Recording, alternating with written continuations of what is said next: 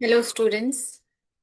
तो आज हमारा लास्ट चैप्टर बचा हुआ जो था बायोटेक्नोलॉजी का, वो हम लोग आज कंप्लीट कर लेंगे। मैं कोशिश यही करूंगी कि आज के आज वो कंप्लीट हो जाए, क्योंकि वो चैप्टर भी थोड़ा सा लेंथी है। ठीक है, तो हम लोग करेंगे कि आज ही उसका हम आराम से इजीली पढ़ लें, और उसका जो आज हमारा क्रैश कोर्स है उसका जो लास्ट चैप्टर है वो कंप्लीट हो जाए। तो स्टार्ट करते हैं इसी के साथ। आप लोग रेडी हैं? I'm going to share a screen in front of you all. Next chapter है हमारा biotechnology and its application, and जो भी इसका दोनों जो पार्ट्स हैं वो हम लोग अब कंप्लीट करने वाले हैं। Okay, so in this chapter we are going to talk about what is biotechnology, how do genetically modified organisms are produced, which are the benefits of biotechnology. पहली डेफिनेशन तो ये है कि जो बायोलॉजिकल साइंस और टेक्नोलॉजी के बीच में जो हमारा बीच का जो पुल है, वो पुल क्या है, यानी दोनों को जब हम कंबाइंड कर देते हैं, बायो मीन्स लाइफ को और टेक्नोलॉजी टेक्निक को, तो इसे हम बोल देते हैं बायोटेक या biotechnology, study of interaction between biological science and technology. Next definition है कि बायोलॉजिकल फॉर्म्स का यूटिलाइजेशन और उसके डेवलपमेंट, प्रोडक्ट्स का यूटिलाइजेशन और डेवलपमेंट, और प्रोसेसिंग का यूटिलाइजेशन एंड डेवलपमेंट, उसका मैक्सिमम बेनिफिट जो हम ले सकते हैं, उसी स्टडी को हम बोलते हैं बायोटेक्नोलॉजी। OECD यानी organisation for economic cooperation and development in 1981 में जो बायोटेक्नोलॉजी की डेफिनेशन दी थी वो हम देख लेते हैं। ये साइंटिफिक और इंजीनियरिंग प्रिंसिपल के एप्लीकेशन पे बेस्ड होता है, यानी कि इंजीनियरिंग और साइंटिफिक दोनों चीजें हम बायोटेक्नोलॉजी में पढ़ते हैं। बायोलॉजिकल एजेंट्स जो हैं उनको हम किस तरह से ह्यूमन वेलफेयर के लिए यूज में ले सकते हैं, वो सारी स्टडी हम करते हैं बायोटेक्नोलॉजी में। इन शॉर्ट अगर मैं बात करूं तो it's a applied branch of biology. Means इसमें हम सब कुछ एप्लीकेशन देखते हैं, इसमें हम प्रैक्टिकल्स ज्यादा करते हैं, इसमें हमको समझने की चीजें ज्यादा होती हैं। कुछ भी इसमें इतना हमको रटना नहीं पड़ता, क्योंकि एक्सपेरिमेंटली बेस्ड होता है और इसमें हमें प्रूफ्स मिलते हैं। ठीक है, तो इन शॉर्ट अगर ये जो टर्म की बात करें, हम टर्म दी थी कार्ल एरिक ने 1990 में, 1990। ठीक है, डिस्क्राइब क्या करता है ये एक लार्ज, उन्होंने देखो कैसे किया था, लार्ज स्केल प्रोडक्शन किया था पिग्स का, और उन पिग्स से उन्होंने जो यूटिलाइज करना था, जो भी एज अ वेक्टर उनको यूज किया था, एज अ फर्मेंटर उनको यूज किया था, ताकि उन्होंने एंटीबायोटिक का प्रोडक्शन और भी चीजों का जो प्रोडक्शन है उनको यूज उनको प्रोडक्शन कराने के लिए उन्होंने पिग्स का यूज किया था as a fermenter, as a machine. तो इसीलिए हम उन्होंने इसको बेस बनाकर उन्होंने बायोटेक्नोलॉजी का कंसेप्ट निकाला। फिर ये अलग से ही ब्रांच बन गई। बायोटेक्नोलॉजी के यूजेस क्या क्या हैं? Scientific principles of microbiology, genetics, biochemistry, chemical engineering, mathematics, statistics, computer, industrial processes, ये सब हम बायोटेक्नोलॉजी में पढ़ते हैं, उसके यूजेस हैं। माइक्रोबायोलॉजी क्या होता है? Study of microbes, bacteria, virus and prokaryotes की स्टडी।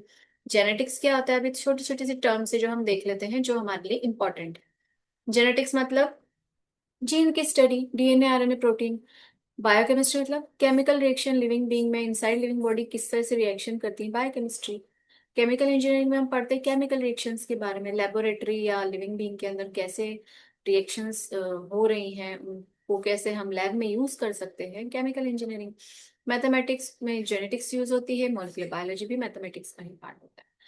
स्टेटिस्टिक्स में जेनेटिक्स आती है, ब्रीडिंग, पेडिग्री रिलेटेड टॉपिक्स आते हैं। कंप्यूटर्स में हम लोग देखते हैं कि जो भी हमने डेटा कलेक्ट किया, मॉलिक्यूलर बायोलॉजी, जेनेटिक्स और बायोकेमिस्ट्री को इन्वॉल्व करके कंप्यूटर में हम एक डेटाबेस तैयार करते हैं और पूरी स्टडी को उसमें एनालिसिस करते हैं।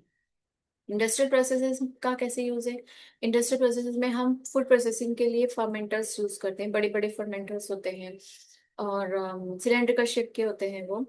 And antibiotic production, wine production कर रहे हैं, माइक्रोबियल यील्ड, माइक्रोबियल प्रोडक्शन कर रहे हैं। जैसे मान लो सेक्रोमेसिस सेरेविसी, हमको वो यीस्ट, गुड यीस्ट है ना, हमारे लिए फायदेमंद है, गुड फंगाई है, तो उसके लिए हम लोग फर्मेंटर में उसको मल्टीप्लाई करके उसका नंबर इंक्रीज कर लेते हैं। देन उसको कर्ड, योगर्ट बनाने में काम में ले लेते हैं। बायोलॉजिकल एजेंट्स जो यूज करते हैं वो कौन कौन से? Plant cell, animal cell, micro organism, enzymes और देयर प्रोडक्ट्स। देन हिस्ट्री या ओरिजिन क्या है बायोटेक्नोलॉजी। ह्यूमन सिविलाइजेशन जितना पुराना है बच्चों, उतना ही पुराना हमारा बायोटेक्नोलॉजी। लेकिन हम उसके बारे में अवेयर नहीं थे, हमें अवेयर करवाया गया, हमें बताया गया ट्रेडिशनल बायोटेक्नोलॉजी और मॉडर्न बायोटेक्नोलॉजी। ट्रेडिशनल यानी कि ओल्ड बायोटेक्नोलॉजी तो देखो गांव वगैरह में फर्मेंटेड प्रोसेसेस होते थे, बायोगैस प्रोडक्शन जैसा होता है उसमें।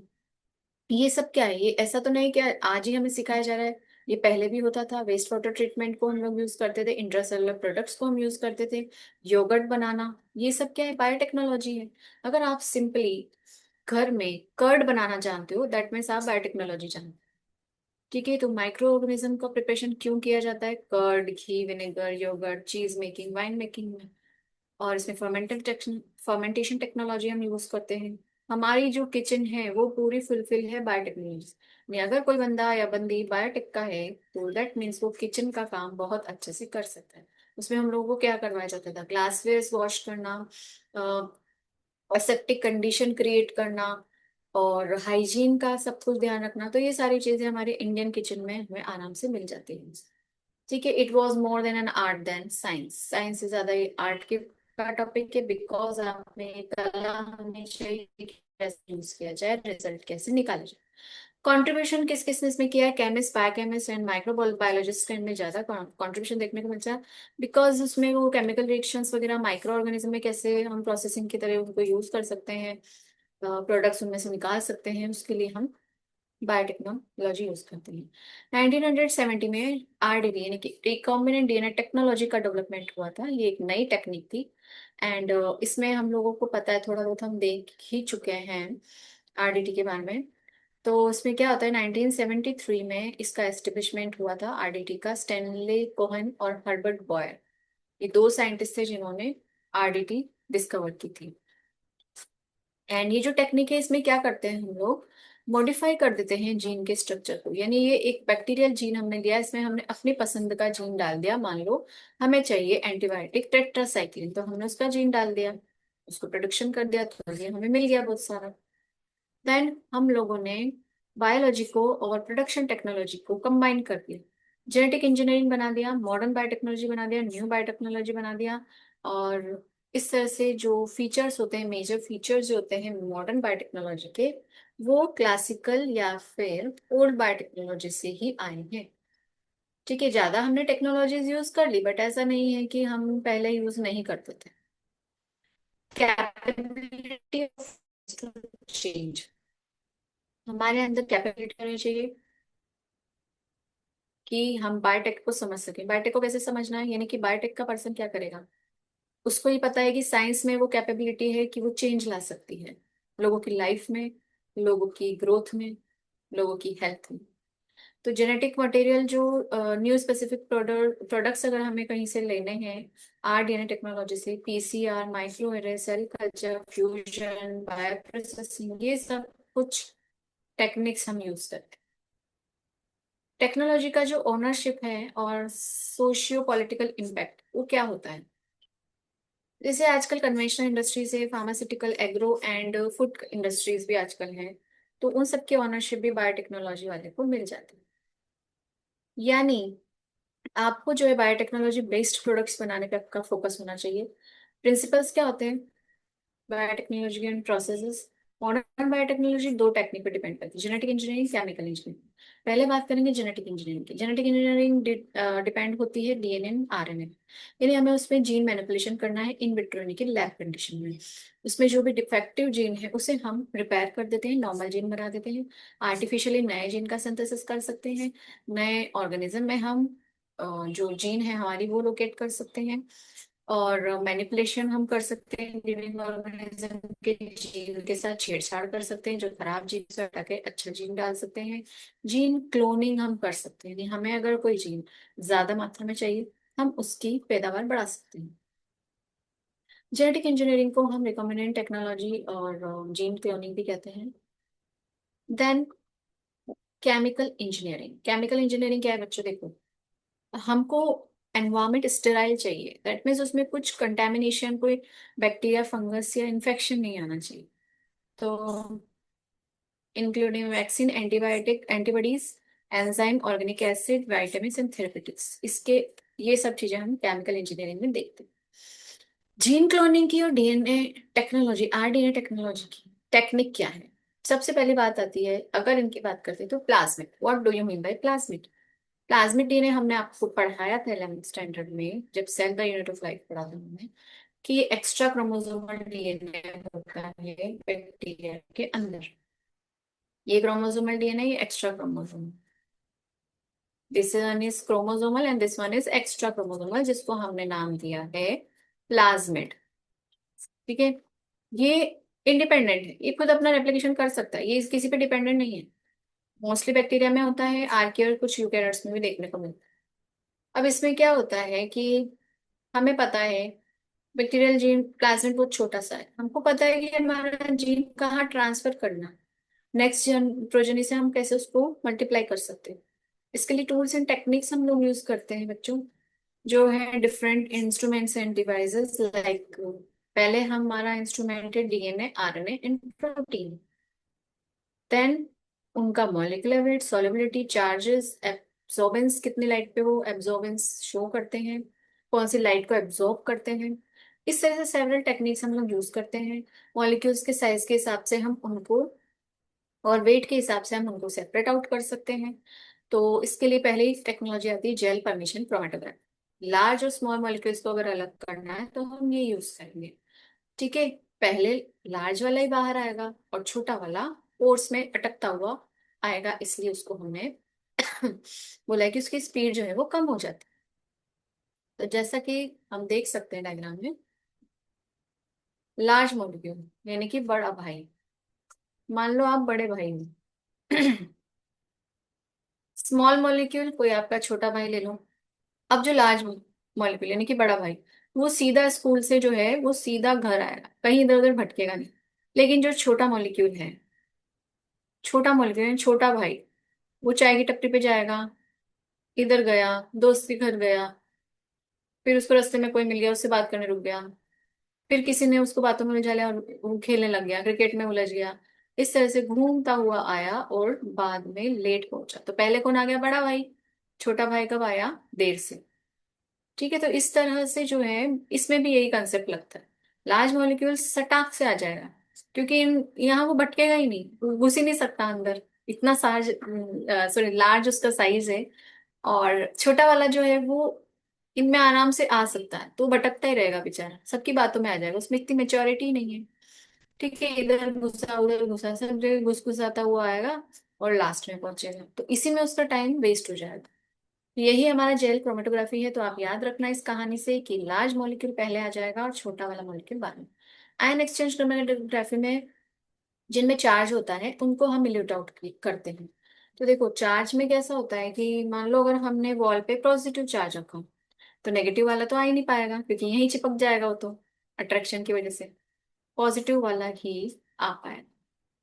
ठीक है, अगर मैं चाहती हूँ कि मुझे नेगेटिव आयन इल्यूट करना है, अलग करना है, तो मैं यहाँ पे नेगेटिव चार्ज वाला वॉल लूंगी। तो नेगेटिव पॉजिटिव को चिपका लेगा, जितने भी बाकी के नेगेटिव है उनका रास्ता क्लियर है, ये सीधे आ जाएगा। ठीक है, तो ये कंसेप्ट इस पे लगा। स्पेक्ट्रोस्कोपी, स्पेक्ट्रोस्कोपी इस तरह की मशीन होती है बच्चों, इसमें एब्जॉर्बेंस दे दी जाती है, ये कवेट होती है, इसको क्यूवेट बोलते हैं या कवेट भी बोल सकते हैं। ये देखो ऐसा बॉक्स आता है इसका, इसमें इसको प्रिजर्व किया जाता है, ये ऐसा। एंड देन इसको हम इसमें जो हमारा सैंपल है वो भर के इसमें डाल देते हैं। और इस तरह से हम किसी भी डीएनए, आरएनए या प्रोटीन की एब्जॉर्बेंस देखते हैं कि कौन सी कितने फ्रिक्वेंसी या वेवलेंथ की लाइट को एब्जॉर्ब करते हैं। मास स्पेक्ट्रोस्कोपी, ये अलग अलग मशीन से देख लो, इन सब पे हम काम कर चुके हैं। Mass to charge ratio of ion, ठीक है, मास के बेसिस पे एंड चार्ज के बेसिस पे हम इनको अलग करते हैं। इलेक्ट्रोफोरेसिस, इसमें भी हम चार्ज मॉलिक्यूल्स को हटाते हैं, इलेक्ट्रिक फील्ड यूज किया जाता है इसमें, इतना ही अंतर है। डीएनए, आरएनए, प्रोटीन को अलग अलग चार्ज के हिसाब से हम सेपरेट आउट कर देते हैं। तो ये देखो इसकी मशीन ये होती है छोटी सी, इसमें क्या किया जाता है, एक ऐसे पतली सी जेल बनाई जाती है एगरूस की, या ठीक है, अब उसको अगर अगर की जेल होती है, ट्रांसपेरेंट होती है, इसको यहाँ फिट कर दिया जाता है। ठीक है, फिट कर दिया। नेगेटिव चार्ज होता है डीएनए पे, हमको पता है, पढ़ चुके हैं हम। इस वेल में हम अपना डीएनए सैंपल फिल कर देंगे। यहाँ पे ये वाला इलेक्ट्रोड कौन सा है, नेगेटिव चार्ज वाला, रेड नेगेटिव ही होता है, प्लस वाला पॉजिटिव होता है। अब ये भी नेगेटिव चार्ज है, ये भी नेगेटिव चार्ज है, इसको रिपेल करेगा, धक्का देगा, भाग यहाँ से। तो ये पॉजिटिव वाला लगेगा, चल तू इधर आ जा। तो ये जिस जो ज्यादा लार्ज साइज का होगा और नेगेटिव चार्ज उस पे ज्यादा होगा, तो जो लार्ज साइज का होगा वो तो बेचारा क्या करेगा, वो थोड़ा धीरे आएगा। इसमें थोड़ा उल्टा है, क्योंकि वो भारी भरकम है और वो धीरे चलेगा। अब इसमें क्या है, जो छोटा वाला है वो फटाक से आ जाएगा, क्योंकि इसके जो पोर्स होते हैं, इसमें और कोई रास्ता नहीं है ना बच्चों, उसमें तो रास्ता था तो वो बड़ा वाला जल्दी से घर आ गया। लेकिन इसमें रास्ता नहीं है, तो इसमें वो बहुत धीरे धीरे मूव करेगा, क्योंकि इसे छोटे छोटे सी खिड़कियों में से निकल के आना है। अब छोटा वाला जो है वो पहले आ जाएगा, क्योंकि वो खिड़कियों में से आराम से इजीली निकल जाएगा। तो इस तरह से इसमें थोड़ा कंसेप्ट हमारा उल्टा चलेगा, कि लार्ज साइज वाला बाद में दूर रह जाएगा, और जो स्मॉल साइज वाला है वो दूर तक भाग के आ जाएगा। ठीक है, इस तरह से इसमें एक्सट्रैक्शन करते हैं, यूवी लाइट दी जाती है, और हम इस तरह से बैंड्स हमें मिल जाते हैं डीएनए के। तो देखो, जो लार्जर बैंड है, मॉलिक्यूलर वेट जिसका ज्यादा है वो दूर है, वेल के पास है, पर वो ज्यादा चल नहीं पाया ना। ज्यादा कौन चला, जिसका मॉलिक्यूलर वेट कैसा था, कम था, क्योंकि चार्ज तो सब पे ही नेगेटिव ही है, तो उसमें कोई इशू है ही नहीं। चार्ज इनको सिर्फ धक्का दे रहा है कि तुम चलो, ठीक है, उस काम में आ रहा है। बाकी ये सब चल कैसे रहे हैं, मतलब डिस्टेंस जो आ रही है वो मॉलिक्यूलर वेट की वजह से आ रही है। अब इसमें देख रहे हो, एग्रोस जेल इलेक्ट्रोफोरेसिस से आरएनए डीएनए प्रोटीन हम अलग कर सकते हैं। पेज यानी polyacrylamide gel electrophoresis, SGS page, sodium sulphate gel electrophoresis, ये सब अलग अलग मेथड्स होते हैं, इसके टाइप्स होते हैं। प्रोटीन को हम एसडीएस पेज से और पेज, हाँ ये एसडीएस से और पेज से हम अलग करते हैं। एंड जेल इलेक्ट्रोफोरेसिस एग्रोज वाली जो होती है वो डीएनए आरएनए और प्लाज्मिड को अलग किया जाता है। नेक्स्ट पीसीआर की बात करते हैं, तो पीसीआर को 1985 में कैरी मिलिस ने डिस्कवर किया था। एंड ये टेक्निक है जो कि पॉलीमरेज चेन रिएक्शन को मतलब बताती है। उस पूरा उन्होंने क्या किया है कि डीएनए या आरएनए की मल्टीपल कॉपीज बनाने की टेक्निक निकाली है। ठीक है, यानी इतना सा डीएनए मैंने एक्सट्रैक्ट किया, मेरे को उसको नंबर बढ़ाना पड़ेगा, क्योंकि इतना ही लिमिट है मेरे पास। तो उसके लिए मैं पीसीआर में रन करूंगी। पीसीआर को, जिसमें ये तो प्रोसेस है, रिएक्शन है, लेकिन जिस मशीन में यूज किया जाता है वो है थर्मल साइक्लर। ठीक है, तो जो डिवाइस हम यूज कर रहे हैं वो होता है थर्मल साइक्लर। ये ऐसा दिखता है। इसकी जो छोटी छोटी एपेंडॉफ बोलते हैं इनको, ये छोटी छोटी ट्यूब्स होती है, क्योंकि हमारा डीएनए सैंपल हमें इतना सा दिखेगा। सोचो ना कि डीएनए हमें दिखता ही नहीं है, इतना अगर नजर आ रहा है दैट मीन्स वो बहुत ज्यादा क्वांटिटी में है। ठीक है, तो इस तरह से।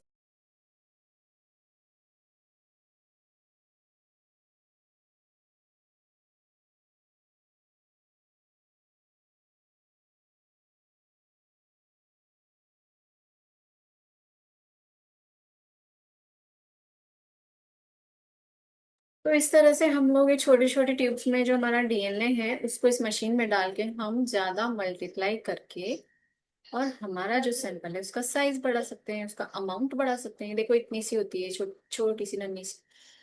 अब पीसीआर जो है वो इन विट्रो एम्प्लीफिकेशन होता है, डीएनए सेगमेंट को हम एम्प्लीफाई करते हैं।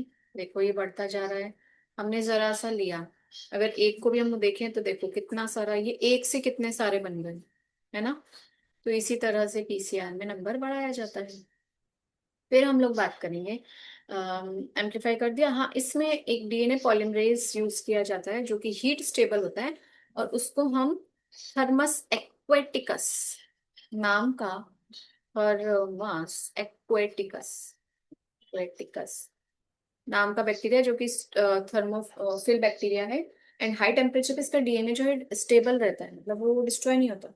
वो हम यूज करेंगे, क्योंकि यहाँ हमको स्ट्रैंड को सेपरेट आउट करने के लिए हीट ज्यादा देनी। एंड मैग्नीशियम आयन जो है वो भी इसको स्टेबिलिटी, जो स्ट्रैंड्स है उनको स्टेबिलिटी प्रोवाइड करने के काम में। मैकेनिज्म देख लेते हैं जल्दी से बच्चों, पीसीआर में कैसे मैकेनिज्म होती है। देखो सबसे पहले आपको नजर आ रहा है पिक्चर में डीनेचुरेशन, एनिलिन, देन एक्सटेंशन, ये 3 स्टेप्स होंगी। एंड देन इस तरह से पूरी 33-35 साइकिल या 40 साइकिल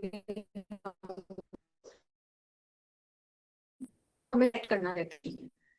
डीनेचुरेशन 90 डिग्री सेंटीग्रेड पे होता है, एनिलिन 55 डिग्री सेंटीग्रेड पे, extension 72 degree centigrade. This is very important, ये क्वेश्चन आ जाते हैं टेम्परेचर। डीनेचुरेशन यानी क्या करना है, डीएनए स्ट्रेन को सेपरेट करना, पेरेंटल डीएनए को अलग कर दिया। एलिन या कि उसमें हमने प्राइमर ऐड कर दिए। ठीक है। एक्सटेंशन यानी बढ़ाना है, इन प्राइमर्स को हमने बढ़ा दिया। अब बढ़ाने का तो डीएनए पॉलिमरेज करेगा, तो हम यूज करते हैं टेक पॉलीमरेज। शॉर्ट में जैसे कंपनी का नाम हमने चिन्ह रख रखा है, वैसे ही नाम हमने रखा है टेक पॉलीमरेज। बड़ा नाम है ना, थर्मस एक्वेटिकस पॉलीमरेज, तो टेक पॉलीमरेज। सबसे पहले पीसीआर स्टार्ट होती है डीएनए सेगमेंट से, दो प्राइमरी मॉलिक्यूल्स इसमें हम लोग एक्सेस करते हैं, एंड देन ठीक है, वो सारा प्रोसेस मैं आपको बता चुकी हूँ। अपेंड ऑफ ट्यूब में सब मिक्स कर देते हैं, देन ये सारी रिएक्शन होती है। अब अंदर जो मशीन के अंदर जो रिएक्शन हो रही है वो है ये, 1 से 3 मिनट डीनेचुरेशन होगा 90 to 98 डिग्री सेंटीग्रेड पे, स्ट्रैंड सेपरेट हो गए। अब 1 मिनट तक एनिलिंग होगी, तो उनमें हम अलाउ करेंगे प्राइमर जुड़ जाए। एक्सटेंशन 2 मिनट तक होगी, जो कि होगी 70 to 75 डिग्री सेंटीग्रेड पे, एंड टेक पॉलीमरेज उसमें अपना काम करेगा। एक साइकिल अराउंड 3 to 4 मिनट लेती है। ठीक है, तो सेकेंड साइकिल में भी इतना ही टाइम लगेगा। इस तरह से हमको 20 to 30, 35 या 40 साइकिल भी कई बार रन करानी पड़ जाती है, डिपेंड करता है हमें कितना अमाउंट चाहिए। एम्पलीफिकेशन हो गया। नाउ आता है बायोलॉजिकल टूल्स। बायोलॉजिकल टूल्स जो होते हैं वो एंजाइम, क्लोनिंग वेक्टर है, कॉम्पिटेंट होस्ट है, जो कि हम यीस्ट लेंगे या बैक्टीरिया लेंगे जिसमें हमको डालना है वो एग्जामिन करने के लिए। Then enzyme, lysozyme, nucleases, ligases, polymerases, alkaline phosphatases and reverse transcriptase। Lysozyme का हम जानते हैं, ह्यूमन न्यूट्रिशन में पढ़ा था, टीएस, सलाइवा, म्यूकस में ये मिलता है। न्यूक्लियस में यूज करते हैं exonuclease, endonuclease, restriction, endonuclease. Restriction enzymes क्या है? रेस्ट्रिक्शन मतलब रुकावट। रुकावट कोई कैसे करेगा? मान लो आप सीधे सीधे जा रहे हो, मम्मी ने बताया कि बेटा अगर रास्ते में बिल्ली मिल जाए तो रुक जाना, बिल्ली रास्ता काट दी, आप रुक गए, रेस्ट्रिक्शन। तो काटने को ही बोला है हमने रेस्ट्रिक्शन। रेस्ट्रिक्शन एंजाइम का नाम है कट करना, बिल्ली की तरह रास्ता कट करेंगे। न्यूक्लियस क्या कर रहे हैं? फोस्फोडाइस्टर बॉन्ड को कट कर रहे हैं। एक्सो मतलब बाहर, बाहर से कट करेंगे। एंडो मतलब बीच से कट करेंगे, अंदर से। अगर एंड पे कट होता है एक्सो न्यूक्लियस, बीच में सेंटर कट होता है एंडो न्यूक्लियस। 1970 में क्या हुआ था, रेस्ट्रिक्शन एंडोन्यूक्लियस की डिस्कवरी की गई। बैक्टीरिया में मिलता है ये, बैक्टीरिया अपने डीएनए को कैसे बचाएगा बेचारा, तो यही रेस्ट्रिक्शन जो न्यूक्लियस हैं वो डिफेंस मैकेनिज्म काम करते हैं। वो बैक्टीरिया के डीएनए को नहीं काटने देंगे भाई साहब, वो सबके डीएनए को काटेंगे, लेकिन वो इनके डीएनए को नहीं कुछ होने देंगे। तो इसके लिए वो क्या करते हैं, मिथाइलेटेड बेसिस जो है वो अपने डीएनए पे मिथाइलेटेड बेसिस ऐड कर देते हैं। ताकि क्या होता है, ताकि क्या होता है कि जो एंजाइम कट करने आएगा वो उसे पहचान ही नहीं पाएगा, उसे मास्क लगा दिया। रेस्ट्रिक्शन एंजाइम, उनको मॉलिक्यूलर सीजर के नाम से भी जाना गया है, ये क्वेश्चन आ जाता है, टिक कर लो। अब देन हम लोग न्यूक्लियोटाइड की सीक्वेंस की बात करेंगे। सीक्वेंस को रिकॉग्नाइज करना है, तो देखो ये अलग अलग रेस्ट्रिक्शन एंजाइम है। आलू 1,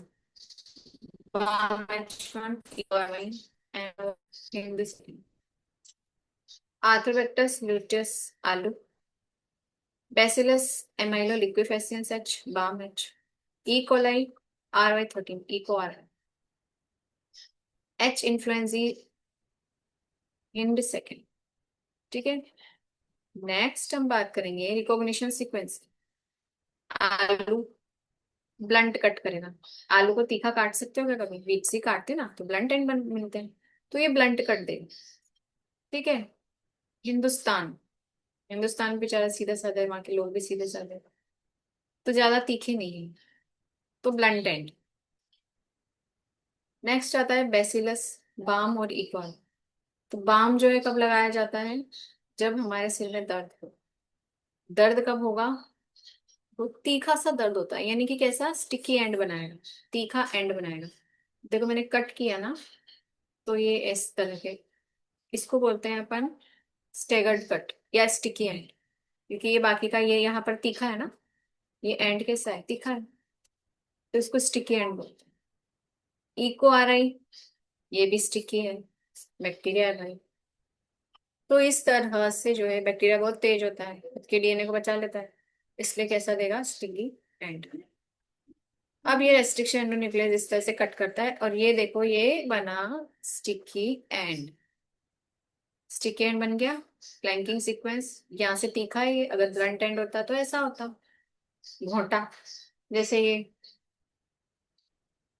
ये देखो, ये तीखा है ना, इसको स्टिकी बोलेंगे, और ये ब्लंट है, घोंटा, देखिए ब्लंट एंड।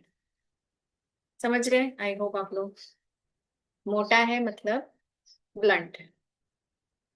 नेक्स्ट हम देखेंगे mode of action. Mode of action क्या होता है, ये पैलिंड्रोमिक सीक्वेंस पे ही अटैक करता है बच्चों, यानी कि देखो उल्टा सीधा एक समान, मलयालम, इसको उल्टा पढ़ो, मलयालम, सीधा पढ़ो मलयालम।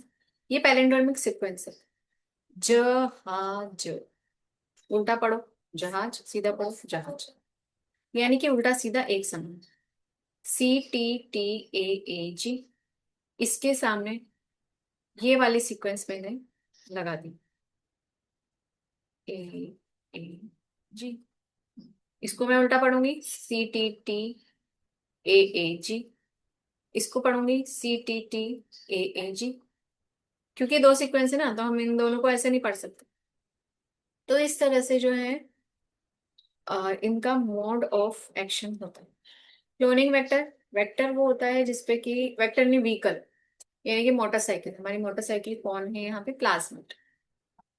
प्लाज्मिड है, बैक्टीरियोफेज M13 लैम्डा वायरस, या फिर प्लाज्मिड है, उस पे ही बैठ के तुम्हारा डिजायरेबल जीन आगे बढ़ेगा। प्लाज्मिड है, बैक है बैक्टीरिया आर्टिफिशियल क्रोमोसोम, ये यानी ईस्ट आर्टिफिशियल क्रोमोसोम। ट्रांसपोसोम, ट्रांसपोसोम क्या होता है बच्चों, जंपिंग जीन है। छोटे बच्चे जंप करते हैं ना, एक जगह से दूसरी जगह, ऐसे ही ये जंप करते हुए इधर आ गए, जंप करते हुए इधर आ गए, कहीं भी घुस जाते हैं, छोटे बच्चे को रोक नहीं सकते हैं।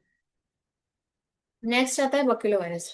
बक्यूलो वायरस जो है वो इंसेक्ट्स पे और अदर आर्थ्रोपोड पे अटैक करता है, and mammalian artificial chromosome generally हम ह्यूमन का लेते हैं, तो ये सब हम वेक्टर की तरह यूज करते हैं। और जो मोस्ट कॉमनली यूज होते हैं वो होते हैं PBR322, PUC and TI plasmid. Plasmid vector ज्यादा यूज होता है। बैक्टीरियो फेज में यूज करेंगे लैम्डा एंड M13 वायरस, तो ये दोनों सबसे ज्यादा यूज आते हैं। ठीक है, नेक्स्ट हम बात करते हैं कि कैरेक्टरिस्टिक क्या होने चाहिए गुड वेक्टर के। तो एक अच्छी मोटरसाइकिल लेनी तो हमें पहले जांच पड़ताल तो करनी पड़ेगी। उसके लिए हम लोग क्या करते हैं, हम लोग देखते हैं इंडिपेंडेंट रेप्लिकेशन कर रहा है, ठीक है भाई, अपने आप स्टार्ट हो जाएगी, सेल्फ स्टार्ट है, और डीएनए इंसर्ट किया और अपने आप बस हमने डाल दी लोकेशन और वहां पहुंचा दी है हमें। ठीक है, अब ये इसी तरह से क्या देखना है, सेल्फ अपना ये रेप्लिकेशन करता है और डीएनए इंसर्ट करा, अपने आप कॉपी बनाएगा, देन होस्ट सेल में इजिली इंट्रोड्यूस हो जाएगा। उसके बाद मार्कर जीन जो है एंटीबायोटिक रेजिस्टेंस का प्रेजेंट है, इसमें रेस्ट्रिक्शन एंजाइम प्रेजेंट के लिए साइट प्रेजेंट है, मार्कर जहाँ कट करेंगे अपना वाला डिजायर फिट कर देंगे। उसमें प्रोमोटर ऑपरेटर और राइबोसोमल बाइंडिंग साइट्स होनी चाहिए। देन उसमें लेबोरेटरी में जो एंटीबायोटिक रेजिस्टेंट जीन है वो इंसर्ट होना चाहिए। ठीक है, अब PPR322, PPR320 and PACYC177 plasmid जो है मोस्ट कॉमनली हम लोग यूज करते हैं इकोलाई का। अब इसमें देखो पॉलीलिंकर एक फेज होती है जिसमें कि क्या है, हिंड थर्ड, इन सब के लिए इसमें रेस्ट्रिक्शन साइट है, यानी कोई सा भी हम डालेंगे तो वो कट करके हमारा डिजायरेबल जीन को इंसर्ट करने में मदद करेगा। एम्पिसिलिन रेजिस्टेंट जीन है, एंटीबायोटिक के लिए भी है, और ओराई है। ओराई जो है वो रेप्लिकेशन स्टार्ट करने के लिए इंपॉर्टेंट होता है। तो ये हो गए। ठीक है, नेक्स्ट हम लोग बात करेंगे प्लाज्मिक वेक्टर प्लांट्स की अगर है, तो प्लांट्स में देखो हम एग्रोबैक्टीरियम ट्यूनिफेसियन जो होता है उसको एज ए वेक्टर उसके डीएनए को यूज करेंगे, उसके प्लाज्मिड को, एंड इसको हम क्राउन गॉल डिजीज कर देता है ये प्लांट्स में, यानी आउटग्रोथ ट्यूमर लाइक प्रोजेक्शन, ऐसी इस तरह से गिटान सी दिखेगी अपने को। उसको बोलते हैं TI, यानी कि ट्यूमर इंड्यूसिंग। ठीक है, अब ये जो TI प्लाज्मिड में ट्रांसपोसोम्स होते हैं, जिनको हम DNA कहते हैं, ये प्लांट को इन्फेक्ट करते हैं। अब इनको हमने ले लिया, एक्सट्रैक्ट कर लिया इस गिठान में से, हमने इसको कट करके ले लिया, लैब में ले गए और उसको स्टडी किया, ग्रो किया, हमें पता चल गया भाई ये अपने काम की चीज है। उसको फिर हमने क्या किया, उसको फिर हमने अपने काम के लिए यूज में ले लिया for multiplying our DNA copies, क्योंकि वो ट्यूमर इंड्यूसिंग है ना, तो वो मतलब कॉपीज को मल्टीप्लाई करेगा। देन कॉम्पिटेंट होस्ट की तलाश करेंगे, क्या लें क्या लें क्या लें। तो जैसे बैसिलस हीमोफिलस ले लिया, हेलियोबैक्टर पाइलोराई, या फिर ई कोलाई। मोस्टली हम ई कोलाई लेते हैं, जिसमें हमने अपना डिजायरेबल, यहाँ भाई हमने प्लाज्मिड ले लिया, यहाँ पे मेरे पसंद का जो है इंसुलिन का जीन मैंने चलो डाल दिया, अब इसको इसमें डालना, तो मैंने होस्ट में इसी में तो मल्टीप्लाई करेगा। ठीक है, तो मल्टीप्लाई किया, आइसोलेशन किया डोनर से, एंड फिर उसको हम लेके इंसर्ट करके, और फिर जब नंबर इंक्रीज करना है तो हम थर्मल साइक्लिंग में डालेंगे। सबसे पहले हमने लिया डोनर ऑर्गेनिज्म का सेल, देन हमने ब्लेंड किया, मिक्स किया, डिटर्जेंट से धोया उसको अच्छे से, कंटेमिनेशन हटाने के लिए जेनेटिक मटेरियल ले लिया हमने, जो हमारे काम का था, वो टेक्निक्स यूज कर ली जो भी हम यूज कर सकते। रेस्ट्रिक्शन एंडोन्यूक्लियस पहले यूज करेंगे, ब्रेक कर देगा DNA को फ्रेगमेंट में। ठीक है, स्टिकी कट हम ज्यादातर यूज करते हैं इस तरह का, उसमें हमारा डिजायरेबल जीन हम इसे फिट कर देते हैं इजीली इधर भी। ठीक है, देन फिर ब्लंट एंड भी किसी किसी केस में यूज में आता है, पर ज्यादा यूज नहीं आता। देन हम आइसोलेट करेंगे, सिलेक्ट करेंगे उसको, एंड फिर हम अपने पैसेंजर DNA में उसको बिठा के, या फिर हमारे पास ज्यादा ही बन गया, काम का नहीं है, तो हम उसकी एक लाइब्रेरी बना देते हैं। जैसे मेरे पीछे आपको लाइब्रेरी नजर आ रही है, ऐसे हम लोग लाइब्रेरी में बुक्स जैसे रखते हैं, वैसे हमारा सैंपल कलेक्ट करके रख, जीन रख रहे हैं, इसे हमने बोल दिया जीनोमिक लाइब्रेरी। DNA अगर हम कंप्लीट जीन रख रहे हैं तब तो जीनोमिक, और पर्टिकुलर हमारा डिजायर्ड जीन रखना है तो cDNA लाइब्रेरी।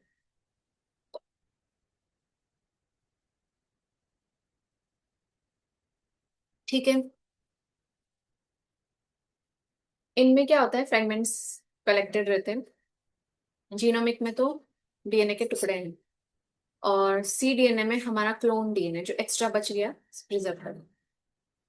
अब इंसर्शन करेंगे फॉरेन जीन को, तो इंसर्शन के लिए हम लोग प्लाज्मिड यूज करेंगे, PBR322, लैम्डा, M13। बस उसके बाद क्या है, अपना जो डिजायरेबल जीन हमने डाल तो दिया, उसको चिपकाना पड़ेगा, लाइगेज के काम आएगा। ठीक है, अब जो ये बन गया, जिसमें हमारा पसंद का जीन है, नाम रख दिया रिकॉम्बिनेंट DNA या काइमेरिक DNA।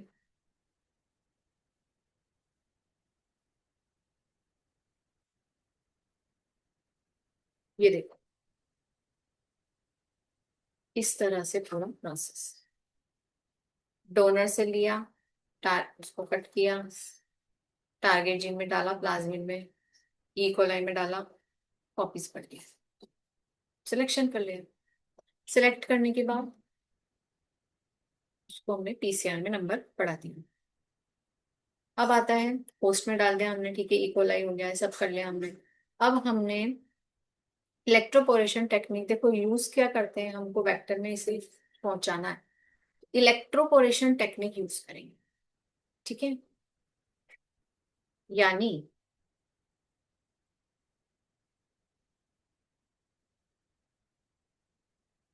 इसको बुझाऊं कैसे, प्लाज्मिड तो बना लिया, बैक्टीरिया में कैसे घुसाऊं, इसको इलेक्ट्रिक शॉक देंगे, इलेक्ट्रिक ट्रीटमेंट से इसके पोर बड़े हो जाएंगे, आसानी से इसमें एंटर हो जाएगा।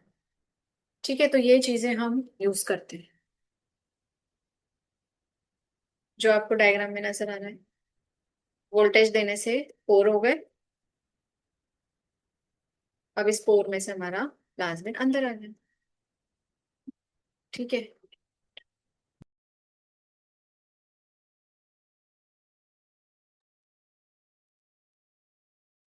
माइक्रो इंजेक्शन भी एक टेक्निक है बच्चों, जिससे हम इंजेक्शन के थ्रू डायरेक्ट इंजेक्ट कर देते हैं।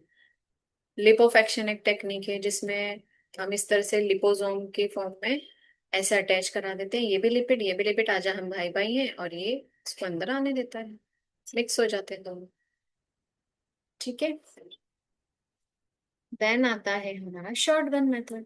शॉर्ट गन में हम एक शॉट लगाते हैं, और हमारा जो बुलेट है उसमें क्या है, हमारा टारगेट सेल है, वो पहुंच जाता है एग्जैक्ट हमारे ई कोलाई के अंदर। अल्ट्रासोनिकेशन में, अल्ट्रासोनिकेशन इस तरह से हम यूज करते हैं, बायलिस्टिक मेथड से अल्ट्रासोनिक रेज को प्रोवाइड करते हैं, जिससे कि इसमें पोर बन जाते हैं, नैनो पार्टिकल में डिवाइड होकर और इजीली वो एंटर कर जाता है। अब सेलेक्ट करना पड़ेगा, अंदर तो भेज दिया, अब किस में गया किस में नहीं गया हम देख नहीं सकते, तो हम लोग एंटीबायोटिक रेजिस्टेंट जीन यूज करते हैं, जैसे एम्पिसिलिन। तो एम्पिसिलिन रेजिस्टेंट जीन इसमें है हमारा, हमको पता था, तो हम एम्पिसिलिन एंटीबायोटिक वाले मीडियम में इसको ग्रो करेंगे, ये ग्रो हो जाएगा, जिसमें ट्रांसफर नहीं हुआ वो मर जाएगा। ठीक है, तो जो ग्रो हुआ हमने ले लिया, उसको मल्टीप्लाई कर लिया, पीसीआर में डीएनए बढ़ा लिया। देन हमने जो भी हम चीजें बढ़ाना चाहते हैं, क्या क्या हो सकता है, एल्कोहल एंजाइम एंटीबायोटिक, ये प्रोडक्शन हम कर सकते हैं। अब बात करते हैं, हमने प्रिंसिपल की बात कर ली, प्रोसेसिंग की बात कर ली, एप्लीकेशन क्या है, ये हमारा नेक्स्ट चैप्टर है बायोटेक्नोलॉजी का। ठीक है, तो एक तो कंप्लीट हो गया प्रोसेसिंग, एंड अब एप्लीकेशन देखेंगे। Application health, agriculture, industry and environment, इन चीजों में, फार्मास्यूटिकल, जीनोमिक्स, इसमें हम यूज करते हैं। बायोटेक्नोलॉजी कहाँ यूज आएगी, plant biotechnology, industrial biotechnology, genomics, microbial, environmental and animal, तो इन चीजों में। प्लांट बायोटेक्नोलॉजी में टिश्यू कल्चर, जीएम क्रॉप बनाएंगे, मार्कर रिलेटेड सिलेक्शन करेंगे, एंजाइम, प्रोटीन, मेटाबॉलिक इंजीनियरिंग, ये सब इंडस्ट्री। जीनोमिक में जीन फंक्शन, नर्व, जेनेटिक्स से रिलेटेड काम। माइक्रोवेव में माइक्रोब्स के genomes, bio fertiliser, bio pesticides, इसमें टिश्यू कल्चर, मेडिसिन बनाएंगे, इम्यूनो टेक्नोलॉजी, जीएम, एनिमल बनाएंगे, एंड फार्मा फार्माकोजेनोमिक्स यूज करेंगे, एंड जीन थेरेपी में यूज करेंगे। Pollution control, biofuel, bioremediation, biodiversity, ये हो गया एनवायरमेंटल। अलग अलग जगह हम यूज कर सकते। अब देखते हैं ह्यूमन प्रोटीन्स क्या क्या बना चुके हैं हम। किसी को डिसऑर्डर है एनीमिया, हमारे पास तैयार है erythropoietin. Asthma, interleukin 1 receptor, atherosclerosis, platelet derive factor, PDGA, parturition relax, blood clots, plasminogen activator, urokinase, cancer के लिए इंटरफेरॉन, ट्यूमर नेक्रोसिस फैक्टर, ये हम आर्टिफिशियली बना के उनको दे रहे हैं। Diabetes, insulin, emphysema, alpha 1 antitrypsin. Haemophilia A की बीमारी किसी को है तो हम क्या दे देंगे उसे, अगर हीमोफीलिया ए की बीमारी किसी को है तो हम उससे रिलेटेड जीन देंगे, अगर हीमोफीलिया बी की बीमारी किसी को है तो हम उससे रिलेटेड जीन उसको प्रोवाइड करेंगे। ठीक है, तो इस तरह से हमने दे दिया फैक्टर 8, ए वाले को, बी वाले को फैक्टर 9, हेपेटाइटिस बी में हेपेटाइटिस बी की वैक्सीन दे दी। हेल्थ केयर बायोटेक्नोलॉजी में यूज करेंगे, यानी कि पहले हम डायग्नोस करेंगे, वैक्सीन बनाएंगे, unique targeted and personal therapeutics, diagnostic solution के लिए stem cell technology, genetic counselling, forensic medicine, gene drop, genetic fingerprinting, karyotyping के काम में ही बायोटेक्नोलॉजी को लेते हैं। ह्यूमन इंसुलिन की बात करें तो हम देखते हैं, ये मैंने कोर्स में है कि कैसे बनाया। इंसुलिन जो एक पेप्टाइड हार्मोन होता है, प्रोटीन का बना हार्मोन है, एंड इसमें ये जो आइलेट्स ऑफ लैंगरहैंस है उसमें प्रोड्यूस होता है, एप्सिलॉन नहीं, ये बीटा सेल इसको प्रोड्यूस करते हैं। और सर एडवर्ड्स शार्पी शेफर्ड 1916 में इन्होंने स्टडी किया था, एंड किसी किसी का ब्लड शुगर लेवल जो है वो जेनेटिक वजह से अगर होता है तो उसको डायबिटीज मेलिटस हो सकता है। इंसुलिन नहीं बना सकते खुद से तो क्या करेंगे, उसका जीन डाल देंगे, अगर एम्ब्रियोनिक कंडीशन में ही पता चल गया कि इस बेबी को जो है डायबिटीज, तो वहीं फटाफट से क्योर कर दिया जाता है। बड़े ऑर्गन बढ़ने पर फिर वो दिक्कत हो जाती है, क्योंकि सेल्स मल्टीप्लाई हो गई तो उसको फैलने में टाइम लगता है। गुरा एट ऑल ने 1977 में केमिकली सिंथेसाइज डीएनए सीक्वेंस बनाए थे। दो चेन बनाई, ए एंड बी को सेपरेटली लैब में बनाया, और इन्होंने PBr322 का प्लाज्मिक फैक्टर्स में इंसर्ट कर दिया। तो देखो कैसे बने। इसमें तीन चेन, A B C, इधर से कट लगाया, इधर से कट लगाया, तीनों अलग हो गए। सी वाले को फेंक दिया, हमारे काम की दो है। अब इन्होंने RDT यूज की, गिलबर्ट विलकोमॉफ ने 1978 में। तो इन्होंने जो बीटा गैलेक्टोसाइडेज हमें लैक ऑफेरॉन में पढ़ा था, उसके पास में इसका जीन इंसर्ट किया। ठीक है। अब इन्होंने ई कोलाई को एज अ होस्ट यूज किया, यानी कि सारा बना के तामझाम और ई कोलाई की बॉडी में घुसा दिया। ई कोलाई में था फेलिसिनेज और प्लस प्री प्रो इंसुलिन, तो इसको इन्होंने नाम दिया प्री प्रो इंसुलिन। बाद में इन्होंने ट्रिप्सिन का ट्रीटमेंट दिया और प्री प्रो हट गया, और हमें मिल गया हमारा ताजा इंसुलिन। अब उसको मल्टीप्लाई कर लिया, और मल्टीप्लाई करके मार्केट में सेल कर दिया। वैक्सीन प्रोडक्शन क्या है? वैक्सीन जो है बायोलॉजिकल प्रोसेस होता है, प्रिपरेशन एक चीज है जिसको हम बोल सकते हैं। ये नहीं, हमने बैक्टीरिया से ही ज्यादातर हम लोग अक्वायर करते हैं अपनी जो मेडिक वैक्सीन वगैरह है। और वायरल वैक्सीन भी कुछ होती हैं, तो वायरसेस से हम लोग बनाते हैं। तो उसको बना के हम कर क्या रहे हैं, हम लोग एक्वायर्ड इम्यूनिटी दे रहे हैं। यानी जो हमें पोलियो की वैक्सीन लगी, वो हमें हमारी मदर से वो इम्यूनिटी नहीं मिली, तो हमने क्या किया, बाहर से वैक्सीन के थ्रू ले ली। अब पोलियो वायरस आएगा, अटैक ही नहीं कर पाया, क्योंकि उसके पास मेमोरी है। फटाफट वो मेमोरी सेल एंटीबॉडी बनाएगी और उसको मार दी, हम बच गए। उसके बाद देखो, वैक्सीन प्रोडक्शन जो है वो माइक्रोवेव को वीक करके, किल करके, उसका टॉक्सिन हटा के फिर बनाया जाता है। और बायोटेक्नोलॉजी में कुछ मॉडर्न डायग्नोस्टिक टेस्ट किट भी बनाए हैं, रिकेसिया के लिए, बैक्टीरियल और वायरल वैक्सीन के लिए। वैक्सीन जो है, उन्होंने क्या क्या चीजें रिड्यूस की हैं पास्ट डिकेड्स में।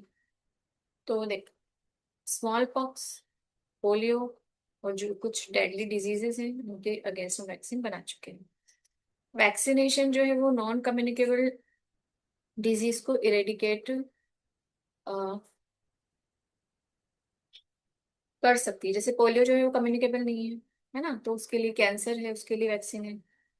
उसमें क्या करते हैं हम, नेक DNA vaccine, viral vector vaccine, plant derive vaccine, इस तरह से बैक्टीरियल या वायरल डिसऑर्डर्स को दूर करने के लिए हम यूज करते हैं। ओरल वैक्सीन भी आती है जो कि पोलियो में दी जाती है, 2 बूंद जिंदगी की। ठीक है। तो वैसे वो ओरल है, यानी कि 2 बूंद आपके मुंह में डाल देंगे और वो अपना काम करते हैं। ठीक है। तो इस तरह से जीनोम जो है वो प्रोडक्शन करते हैं पैथोजन के अगेंस्ट, एक मेमोरी बन जाती है। एडाइबल वैक्सीन होती हैं ये। और फॉर एग्जांपल फ्लू वैक्सीन, जैसे बेसिलस सबटिलिस, जो कि हम मुंह में लेते हैं और वो पिघल जाती है, तो उससे भी हम इस बैक्टीरिया से बच सकते हैं। ठीक है। इसको स्टोरेज करने का भी कोई खतरा, मतलब कम वो जगह स्पेस लगती है, बस फ्रिज में रखो और स्टोर हो जाए। और एग्रीकल्चर की बात करें, एग्रीकल्चर में बायोटेक्नोलॉजी के यूजेस एप्लीकेशंस क्या हैं? मॉडिफाइड क्रॉप बनाई जाती है, GM क्रॉप्स, जीन मैनिपुलेट करके। पेस्ट रेजिस्टेंस, स्ट्रेस टॉलरेंस, जैसे वीट में हमने Ratna, Netravati, barley, JB58, wild rice, Oryza, rufipogon, ये सब बनाए। प्रोडक्टिविटी को इम्प्रूव किया है, टिश्यू कल्चर्स में हमने यूज किया है, माइक्रो प्रोपगेशन की टेक्निक भी यूज की जाती है, जो कि हम अपने प्रीवियस चैप्टर्स में अच्छे से पढ़ चुके हैं। ठीक है। नेक्स्ट हम लोग बात करेंगे, टिश्यू कल्चर जो है वो बेस्ट टेक्निक मानी जाती है कोई भी स्पेसिफिक हमको क्लोनिंग अगर करना है प्लांट का। और कुछ सीड्स को भी हम वेरिएबल हाइब्रिड, जो वेरिएबल सीड्स हम प्रोडक्शन कर सकते हैं। स्ट्रेस रेजिस्टेंट जीन्स हम यूज कर सकते हैं उसमें। अब जीन थेरेपी की बात करेंगे, तो जीन थेरेपी बच्चों क्या है, जैसे कीमोथेरेपी, रेडियोथेरेपी होती है, जैसे जीन थेरेपी। यानी हम क्या कर रहे हैं, कीमो में केमिकल्स दे रहे हैं, रेडियो में रेडिएशन दे रहे हैं, तो जीन में हम जीन देंगे, यानी DNA देंगे। DNA हमारे पसंद का होना चाहिए, जो हमारी बीमारी को दूर करे। Cystic fibrosis, haemophilia, muscular dystrophy का जीन हम कर चुके हैं। हाई कोलेस्ट्रॉल हाई बीपी का जीन भी हम लोग बता चुके हैं, दूर कर चुके हैं।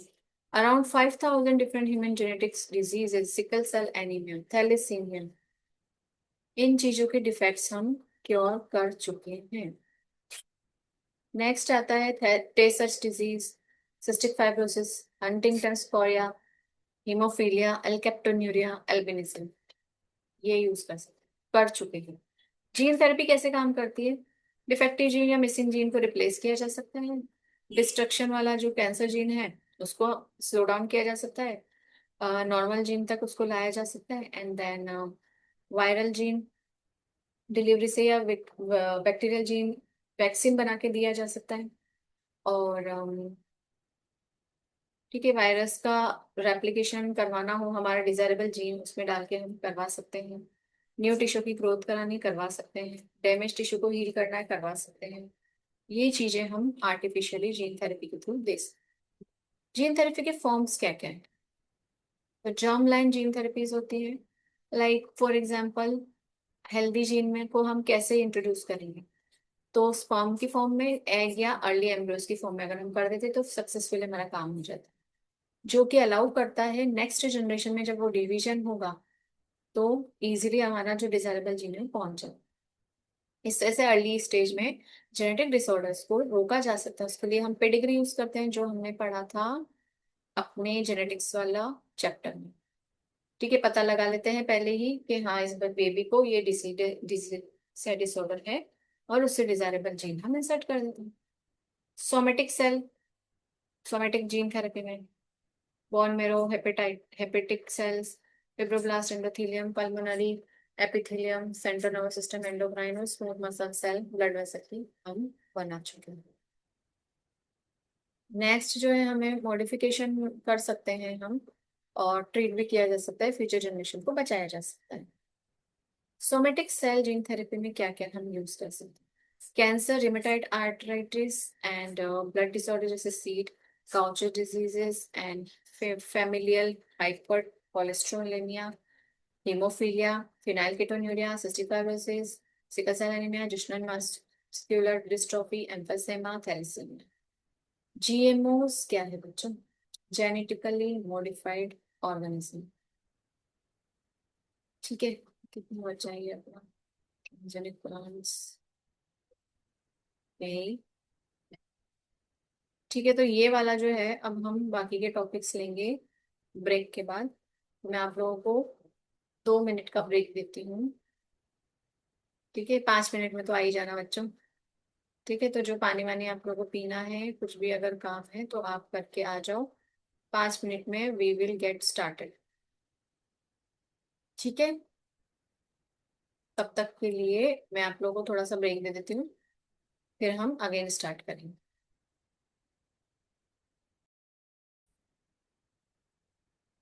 तो हम वापस आ गए ब्रेक के बाद। अब हम स्टार्ट करते हैं अपने आगे का chapter. I am going to share screen in front of you all. अभी हम बात करेंगे जीएमओज की, यानी कि जेनेटिकली मॉडिफाइड ऑर्गेनिज्म। तो ये क्या होते हैं? ये ऐसे ऑर्गेनिज्म हैं जिस इस ये टेक्निक जो है, हम टेक्नोलॉजी यूज करके ऐसे ऑर्गेनिज्म बनाते हैं जो कि आर्टिफिशियली हमने उनका जीन मैनिपुलेट किया है। क्लियर है? तो जीन मैनिपुलेट करने के बाद हम लोगों ने एक ऐसे ऑर्गेनिजम्स बनाए जो कि जेनेटिकली हमारे डिजायरेबल जीन से कनेक्टेड रहते हैं। जैसे प्लांट है, एनिमल है, बैक्टीरिया है, वायरसेस हैं। तो ये हम लोग आउट क्रॉस ब्रीडिंग के थ्रू बना सकते हैं। और ज्यादातर जो जीएमओज है वो इंजीनियर्ड ही होते हैं। हमने किसके लिए बनाए जाते हैं? ज्यादातर हर्बिसाइड या इंसेक्टिसाइड्स के लिए, ताकि उनसे प्रोटेक्शन हो सके क्रॉप की। एंड न्यू टेक्नोलॉजी जो हम यूज करते हैं वो आर्टिफिशियल प्लांट के ट्रेड्स वगैरह के लिए, उनको रेजिस्टेंट बनाने के लिए। जैसे मान लो कि एप्पल को बचाना है, ज्यादा जल्दी वो ब्राउनिंग ना हो, तो उसके लिए हम यूज करते हैं। देन बायोटेक इंडस्ट्री के अलावा भी उनके प्रोमिस होते हैं मार्केट में उतारने के, कि उससे इंक्रीज की जाए यील्ड को, यानी पैदावार बढ़ाई जाए। ड्रॉट टॉलरेंस होना चाहिए, जो कि अकाल जो पड़ता है उसमें उसको टॉलरेट कर सके, न्यूट्रिशन उसमें बढ़ना चाहिए, और कंज्यूमर के लिए बेनिफिशियल होना चाहिए। तो पहले बात करते हैं ट्रांसजेनिक प्लांट के बारे में। ट्रांसजेनिक प्लांट जो है वो इम्प्रूव्ड क्वालिटी के एग्रीकल्चरल प्लांट्स होते हैं। जैसे फॉर एग्जांपल हम इसको बनाने के लिए बहुत ही स्लो डिफिकल्ट प्रोसेस हम लोग यूज करना पड़ता है, और सेक्सुअल प्रोसेस उसमें करवाए जाते हैं। हाई क्वालिटी के जो फूड प्लांट्स हैं वो है wheat, rice, corn and potato. And इसके लिए हम लोगों ने उसके जेनेटिक वेरिएशन हम लोगों ने उसको किया है ताकि हमें मैनकाइंड को बेनिफिशियल या बेनिफिट उसके मिल सके। पहला ट्रांसजेनिक प्लांट जो था वो था हमारा टोबैको, और 60 ट्रांसजेनिक डाइकोट प्लांट्स और कई सारे मोनोकोट जैसे मेल है, ओट, राइस, वीट, ये हम बना चुके हैं। Tomato, soybean, potato, sugar beet, grapes, brinjal, cotton, ये सब भी प्लांट्स हम बना चुके हैं आज की तारीख में। ट्रांसजेनिक प्लांट्स जो होते हैं वो एज ए बायोरिएक्टर काम करते हैं, यानी कि जैसे फॉर एग्जांपल अगर हमें किसी प्लांट में इंटरफेरोन या कोई वैक्सीन डेवलप करनी है तो भी हम उसमें कर सकते हैं। Antibodies, amino acid, amino therapeutic drugs हम उसमें बना सकते हैं, मॉडिफाई कर सकते हैं, फर्मेंटर की तरफ उसके नंबर बढ़ा सकते हैं। जीएम फूड प्लांट्स के जो एडवांटेजेस होते हैं वो होते हैं, पहला इंसेक्ट पेस्ट असिस्टेंट, यानी कि इंसेक्ट और पेस्ट से उसकी बचाव होना चाहिए। यानी कि जैसे कि ये फार्मर्स पहले के टाइम पे केमिकल्स यूज करते थे जो कि हमारे लिए हार्मफुल होते हैं, तो अभी हम लोगों ने एक ऐसा बैक्टीरिया, मॉडिफाइड बैक्टीरिया बनाया है जिसको बोलते हैं बेसिलस thuringiensis, जो कि जैसे इससे रिलेटेड हमने बीटी कॉटन सबसे पहले बनाया था। ठीक है, तो ये क्या करता है, बेसिलस thuringiensis जो इसका स्प्रे जब हम लोग इसके मॉडिफाइड जीन का स्प्रे जब करते हैं तो उससे क्या होता है कि इंसेक्ट जो भी आते हैं वो इंसेक्ट जो है वो पच नहीं पाते। ठीक है, जैसे ही उसको खाएगा तो वो मर जाएगा, उसके गट में सफोकेशन होगा और मर जाएगा। कौन सा जीन हमने मॉडिफाई किया है, क्राइजीन को मॉडिफाई किया है। एंड ये क्रिस्टलाइन इंक्लूजन के नाम से, प्रोटीन के नाम से जाना जाता है, क्राई प्रोटीन, क्राइजीन। और उसके बाद इसमें क्या होता है कि इसको हम लोग इंजेक्ट करते हैं। देखो जैसे ही प्लांट को इससे, ये वाला जो हमने ग्रो किया प्लांट, इसको जैसे इंसेक्ट खाएगा तो उसका पीएच जो है, उसके एंजाइम प्रोटीनेज के साथ रिएक्ट करके मिडगट में कुछ ऐसा इफेक्ट करेगा कि उसको बहुत ज्यादा टॉक्सिसिटी मिलेगी और हाइड्रोलाइटिक रिएक्शन उसमें हो जाएगी, वाटर कंटेंट सारा, उसको डिहाइड्रेशन फील होगा, सफोकेशन होगा और उसके इंसेक्ट की डेथ हो जाएगी। तो ये सब कुछ ही विद इन अ मिनट ये सब प्रोसेस हो जाता है। एंड देन बीटी टॉक्सिन की जो इफेक्ट्स होते हैं वो अलग अलग स्पीशीज पे देखे गए, जैसे लेपिडोप्टेरा, डायोप्टेरा और कोलेप्टेरा। तो ये जो अलग अलग स्पीशीज है इंसेक्ट्स की, उसमें हम लोगों ने ये वाला जीन को इफेक्टिव होते हुए देखा है। नेक्स्ट हमारा आता है एक नोट जो कि है सिमिलर, जो जीन है इसी के सिमिलर, वो है एक अमाइलेज इनहिबिटर। ठीक है, इसका नाम ये है SOPV। तो ये हमने एड्सो की बीन से, बीन में ट्रांसफर किया था, लाइक सॉरी, एड्सो की जो बीन है वहां से हमने आइसोलेट करके टोबैको में इसका वर्क किया। एंड इसने बचाया किससे, जेबरोड्स सब फैसिएटस एंड कैलोसोब्रस चाइनेंसिस वाला जो इंसेक्ट था उससे हम इसको बचाया। बायो फोर्टिफिकेशन का मतलब होता है कि हमने न्यूट्रिशन क्वालिटी इंप्रूव की है। लाइक फॉर एग्जांपल कुछ न्यूट्रासिटिकल्स होते हैं, जैसे फॉर एग्जांपल राइस है, राइस को हम डाइट में ज्यादातर यूज करते हैं, तो हमने क्या किया, उसमें विटामिन ए का जी डाल दिया, जिसकी वजह से क्या वो बन गया गोल्डन राइस। अब वो गोल्डन राइस है, गोल्डन मस्टर्ड भी हमने बनाया है, तो इसमें विटामिन ए की जीन बहुत इफेक्टिव होता है, जिससे कि जो है हम उसको, उसकी पैदावार बढ़ा के उसको फैला के क्या कर सकते हैं, विटामिन ए की डेफिशिएंसी को दूर कर सकते हैं। जैसे किसी में नाइट ब्लाइंडनेस वगैरह हो जाती है तो वो डेफिशिएंसी उसकी दूर हो जाएगी। देन फिर जो ऑयल की क्वालिटी हमने इम्प्रूव की है, जैसे कि सोयाबीन ऑयल, पाम ऑयल, रेपसोइड और ये सनफ्लावर ऑयल, तो इसमें हमने अरेबिडोप्सिस का जीन ट्रांसफर करके इसको सही किया है। और आयरन डेफिशिएंसी अगर जिसमें होती है, किसी ज्यादातर 30% ऑफ जो पॉपुलेशन में आयरन डेफिशिएंसी होती है, तो हमने आयरन का जो फेरिटिन प्रोटीन है उसका भी हमने वैक्सीन बनाकर एनिमल, प्लांट और बैक्टीरिया में इंजेक्ट किया है, जिससे कि, और किससे निकाला हमने वो जीन, सोयाबीन से और फैसियोलस से निकाल के उसको भी राइस में ही डाला ताकि राइस में विटामिन सी का जीन भी हमको मिल जाए। विटामिन ए और विटामिन सी का जीन हम ट्रांसफर कर चुके हैं। हो गई है तैयार, चलो।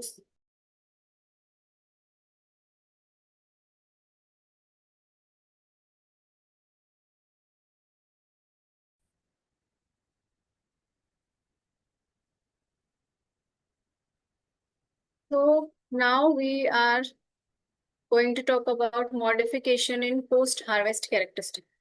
तो यानी कि हार्वेस्ट करने के बाद जो है वो क्या क्या कैरेक्टर्स उसमें आने चाहिए वो हमको देखना है। तो डिजीज एंड पेस्ट जो है उनमें हमको क्वालिटी इंप्रूव करनी, लाइक डिजीजेस से प्रोटेक्शन होना चाहिए, पेस्ट से प्रोटेक्शन होना चाहिए, सॉफ्ट होना चाहिए फूड वेजिटेबल, हीट और कोल्ड स्टोरेज में हम लोग उसको प्रिजर्व कर सकें, ओवर राइपनेस से बचाना है, एंड फ्लेवर और ऑर्डर जो है उसका वो लॉस नहीं होना चाहिए स्टोरेज। तो ये जो फिजियोलॉजिकल चेंजेस हैं ये एंडोजेनस एंजाइम की एक्टिविटी की वजह से होता है। वो एंजाइम का नाम है पॉलीगैलेक्टोयूरोनेज। ठीक है, ये क्या करता है, पेक्टिन जो होता है सेल वॉल में, प्लांट सेल वॉल में, तो वो उसके फ्रूट के सेल वॉल को जो पेक्टिन वाला फिलामेंट है उसको ब्रेक कर देता है। ठीक है, तो उसकी वजह से क्या होता है कि फ्रूट जो है जल्दी राइप हो जाता है, और फिर जब जैसे ही हम लोग उसको शिपमेंट में इधर उधर एक्सपोर्ट या इंपोर्ट करते हैं तो फिर वो डैमेज होने के चांसेस रहते हैं।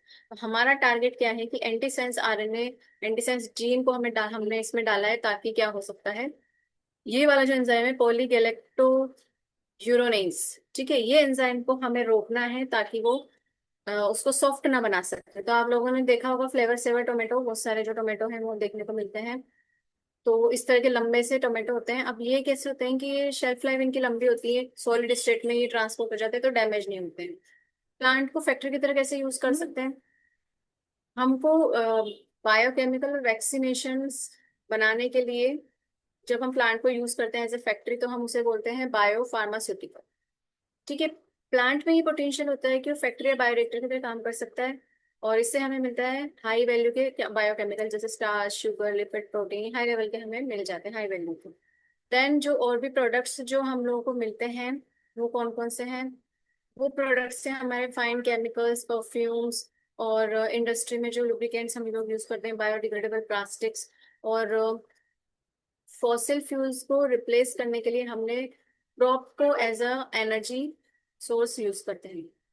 बायोफार्मास्यूटिकल्स में जो हमने ट्रांसजेनिक प्लांट से निकाले वो है protein, hormone, antibiotic, antibodies, vaccine and enzymes. ठीक है, कुछ प्रोटीन जो है वो ट्रांसजेनिक क्रॉप प्लांट से हमें मिलते हैं, एंड ह्यूमन ग्रोथ हार्मोन्स भी हमने क्लोरोप्लास्ट जो डीएनए था टोबैको का, उसमें हमने इंजेक्ट करके उसको भी आर्टिफिशियली सिंथेसिस किया है।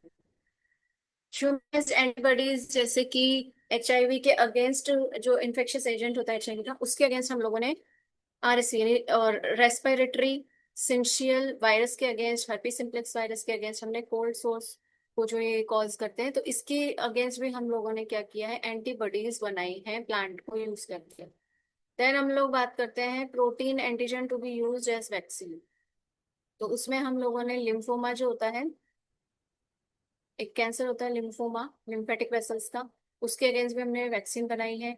B lympho B cell lymphomas, उसमें क्या होता है, बी सेल मैलिग्नेंट हो जाते हैं, ठीक है, बहुत बड़े हो जाते हैं, लार्ज हो जाते हैं, और उनकी जो सरफेस है उस पे एंटीबायोटिक एंटीबॉडी हमने रिप्रेजेंट करनी थी। ठीक है, तो हम लोगों ने ये भी काम किया है। Then हम लोगों ने इस पर ब्लूम करके एक जीन हम लोगों ने इसमें इंसर्ट किया, जो कि एडेसिव प्रोटीन है।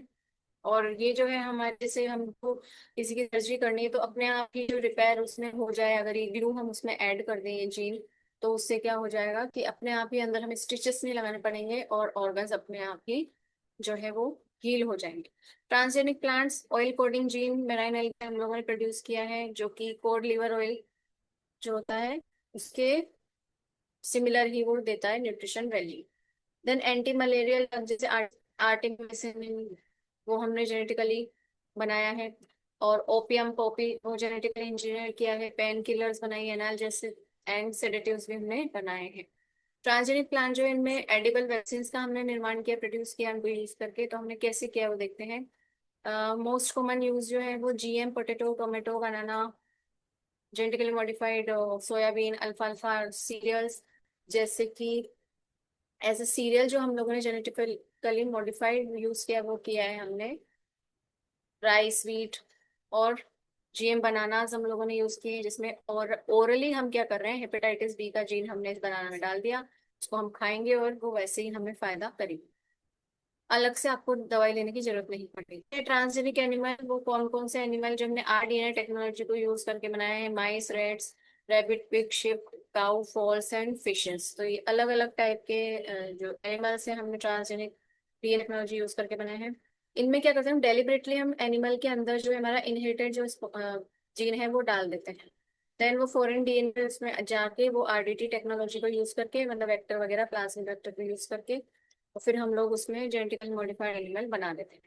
किस किस चीज में ये यूज में आता है? मेडिकल रिसर्च में, टॉक्सिकोलॉजी में, mammalian development of genetics, molecular biology में ये काम में आता है। ठीक है, नेक्स्ट हम लोग बात करेंगे कि फार्मास्यूटिकल इंडस्ट्री में भी काम में आता है। बायोटेक्नोलॉजी को एक स्पेसिफिक हमें प्रोटीन बनाना है तो काम में आता है। जेनेटिकली इंजीनियर्ड हार्मोन जो है वो मिल्क हम लोगों ने बनाया, जिसमें कि मिल्क ईड बनाई, मीट का प्रोडक्शन ज्यादा बढ़ाया। एक्वाकल्चर में हम लोगों ने एनिमल की फिजियोलॉजी एनाटॉमी को भी बढ़ाया। एंड देन एक स्पेसिफिक ब्लड लाइन की क्लोनिंग हम लोगों ने अपने CDNA लाइब्रेरी में कंस्ट्रक्ट करी कि जरूरत पड़े तो हम वहां से यूज कर सकते हैं। देन जीनोग्राफ्टिंग हम लोगों ने किया, जिसमें कि ऑर्गन टिश्यू और सेल का ट्रांसप्लांटेशन किया है एक स्पीशीज से दूसरे स्पीशीज में। तो इस तरह से हमने ट्रांसजेनिक फॉल बनाया है मीट और एग के लिए, ट्रांसजेनिक फिश बनाई है प्रोटीन रिच बनाने के लिए, काउ बनाई बायोरिएक्टर के लिए, माउस बनाया है एज अ मॉडल हम इसको यूज करते हैं। तो माइस को कैंसर रिसर्च में हमने यूज किया है। कैंसर रिसर्च में हम लोगों ने ऑन्कोजीन का जो रिलेशन था उसको हमने ऑब्जर्व किया है। इसमें हमने इसको पहले देन उसको हमने, हमारा जो ट्रांसजेनिक जीन था, ब्रेस्ट कैंसर का जीन हमने इसमें डेवलप किया। उसके बाद हमने इसमें इंजेक्ट किया तो वो क्योर हो गया। तो हमें समझ में आ गया कि ये जीन जो है वो अगर माइस पे काम कर रहा है दैट मीन्स ह्यूमन पे भी काम करेगा।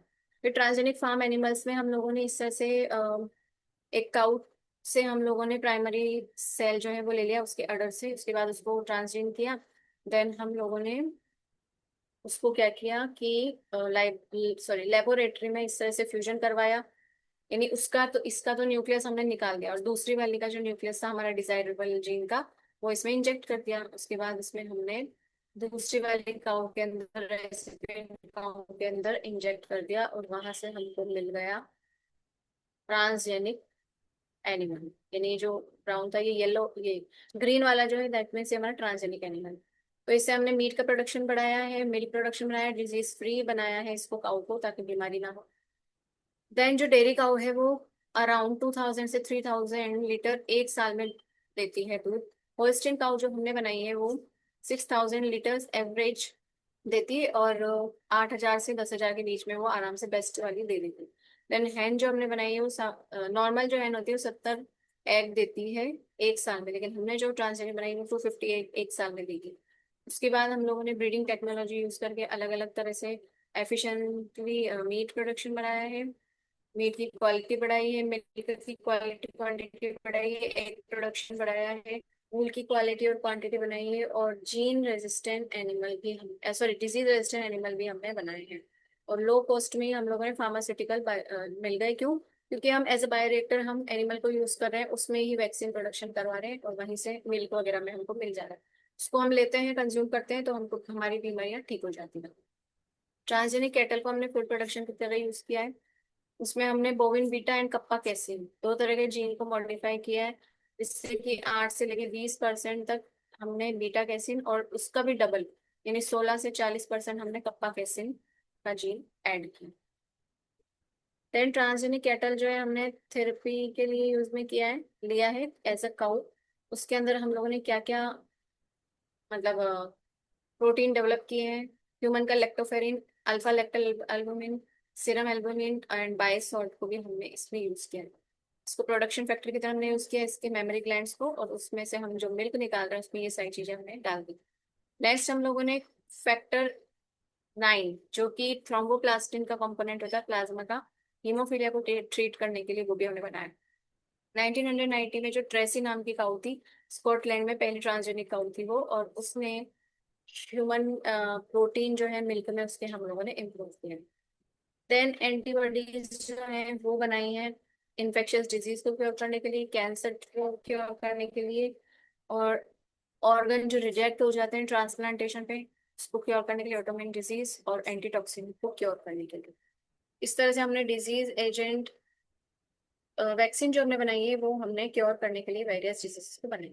ट्रांसजेनिक शिप जो थी, डोली शिप जो हम लोगों ने बनाया था, उसमें हमने क्या किया, डोनर से ले लिया हमने, अडर से इसका सेल ले लिया, और जो हमको कैरेक्टर चाहिए था अच्छी क्वालिटी का उसका हमने न्यूक्लियस ले लिया। इस न्यूक्लियस को, इसकी वाली न्यूक्लियस को हटा दिया और डिजायरेबल न्यूक्लियस उससे हटा दिया, इन्हें था उसको ऐड कर दिया। ऐड करने के बाद उसको तीसरी ही शिप में डाला तो हमको जो है बेबी शिप मिल गया, जिसका नाम हमने रखा डॉल। ये ट्रांसजीन था, इसमें क्वालिटी इंप्रूव थी। इसमें क्या क्या था, बेटर ग्रोथ मीट प्रोडक्शन था, और बायोरेक्टिव हमने इसको यूज किया था, ग्रोथ प्रमोटिंग था, प्रमोट करी हमने इसमें, अच्छी ग्रोथ थी, मीट प्रोडक्शन था। अब इसमें हम लोगों ने कौन सा जीन यूज किया था, cysteine E and cysteine M, creatine protein के जीन थे ये। इसमें हमने जीन को आइडेंटिफाई किया, क्लोन किया और शिप में डाल दिया। मूल प्रोडक्शन इंक्रीज हुआ, उसकी क्वालिटी भी improve। देन ट्रांसजेनिक पिग भी हम बना चुके हैं। पिग में हम लोगों ने सेम वही जो है प्रोसेसर यूज करके डीएनए को इसमें डाला, डीएनए डाल के हम लोगों ने ट्रांसजेनिक शिप बनाई। इसका फायदा क्या था, इसको भी हमने एज ए बायोरिएक्टर यूज किया। हार्ट ट्रांसप्लांट के लिए हम लोगों ने इसका हार्ट अच्छी क्वालिटी का बनाया, जो कि हम ह्यूमन सर्जरी में यूज कर सके। और जीनो ट्रांसप्लांटेशन, यानी कि डिफरेंट स्पीशीज का कोई ऑर्गन लेके जब हम ट्रांसप्लांट करते हैं ह्यूमन में, तो उसको बोलते हैं जीनो ट्रांसप्लांटेशन। ट्रांसजेनिक फिश हम लोगों ने बनाई, जिसमें सैल्मन फिश हमने लिया। ठीक है, इसमें जीन वन, देन ये वाली जीन, ठीक है। तो दोनों का, ये जीन वन था, ये जीन टू था। तो हम लोगों ने ऐसे कट करके ये जीन वन हटा दिया, इसमें जीन टू इंसर्ट कर दिया, एंड देन हमको जेनेटिकली मॉडिफाइड डीएनए वाली फिश मिल गई। अब ये जो फिश थी, ये क्या करती थी, इसकी इंपॉर्टेंस ये थी कि Atlantic salmon, catfish, goldfish, tilapia, zebrafish, फोमन कार्प, रेनबो ट्राउट में हम यूज कर चुके हैं, ग्रोथ हार्मोन हमने इसमें ऐड किया है, एंड चिकन क्रिस्टल प्रोटीन और ई कोलाई का हाइग्रोमाइसिन रेजिस्टेंट जीन, ये सब यूज करके हमने ऐसी फिश बनाई जो कि कोल्ड टॉलरेंस है, ग्रोथ में अच्छी है, क्वालिटी क्वांटिटी अच्छी थी उसकी फिश की, प्रोटीन की, एंड उसकी इकोनॉमिक वैल्यू भी इस वजह से बढ़ गई। देन हमने ट्रांसजेनिक चिकन बनाई। उसमें भी हमने क्या किया, वायरल की एक सेल लाइन बनाई, इस वायरस को हमने एम्ब्रियो में इंजेक्ट किया। इस एम्ब्रियो को हमने जब ये बड़ा हुआ चिकन से, ये जब हैन बन गया, तो इसको हमने क्रॉस करवा दिया वाइल्ड टाइप से, जो नॉर्मल नेचुरल थी उससे आर्टिफिशियल को क्रॉस करवाया। तो इसमें क्या क्या क्वालिटीज आई इनका, जो बेबी वॉच से, इसमें फॉरेन जीन एक्सप्रेस हुए, जेनेटिक मेकअप बड़ा अच्छा हो गया, सुधर गया, वायरल कॉकेडल डिजीजेस इंप्रूव हो गई, अच्छी एफिशिएंसी बनी, लोअर फैट, कोलेस्ट्रॉल लेवल और हाई प्रोटीन का एग बना, कोलेस्ट्रॉल लेवल भी कम मिला, बेटर मीट क्वालिटी। अब देखो कुछ टर्म से, बायोएथिक्स, बायोपायरेसी, बायोपेटेंट। बायोएथिक्स मतलब हम लोग जब ये यूज करते हैं टेक्नोलॉजीज, तो हमको कुछ एथिक्स का ध्यान रखना पड़ता है। उन एथिक्स में क्या क्या चीजें आनी चाहिए,